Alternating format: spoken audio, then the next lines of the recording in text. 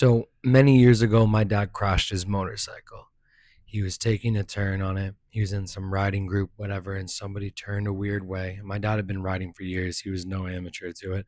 Someone turned a weird way in front of him, caught him off guard. The motorcycle slides out from under him. He hits the deck.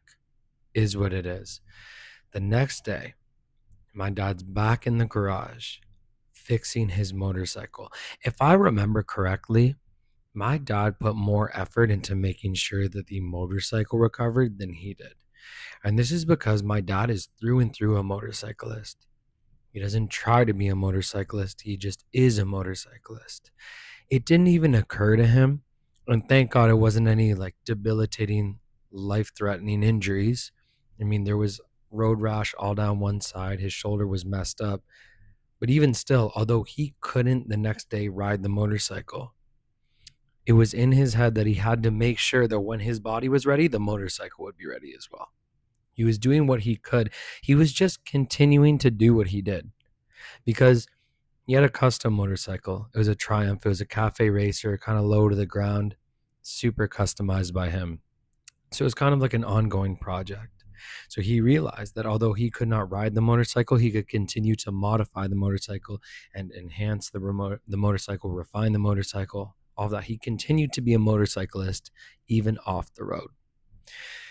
This makes me reflect because my dad was just doing what he does naturally. He didn't have to try to be something. He didn't have to tell himself, to remind himself, to set time blocking, you know, every day I got to make sure at this time whatever. And obviously there's value to setting time aside if you have a busy life. I get it. But the main point is he wasn't trying to do something. He was just doing what he does. It makes me reflect because I try to do things sometimes. I want to be something specific. I want to end up somewhere specific. But there's friction and it works against me. And even the things that we most naturally want to do supplies with challenges. My dad's was a crash, right? Or there's rainy days, or there's things wrong with the motorcycle, whatever. You get the whole list of metaphors. But the point I'm trying to make here is whatever you're meant to do, you're just gonna do.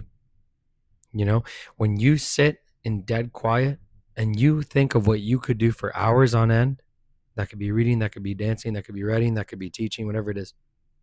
You will never have to tell yourself to do what it is that you are meant to do. You'll just do it. That's it. My dad crashed a motorcycle, and the next day, he was getting ready to ride his motorcycle again because that's what he does. There's no way around it. That's just what he does. So I just sit and think like, if you are somebody who makes music, it doesn't matter the streams you get. You know, winners and losers have the same goal. It doesn't really matter. The score takes care of itself. It just comes down to, are you playing every day? If you're a writer, it's not about how much how many books you've sold or whatever. It's how often you're writing. It's how often you're doing. It's what you do. You get what I'm saying? I don't know.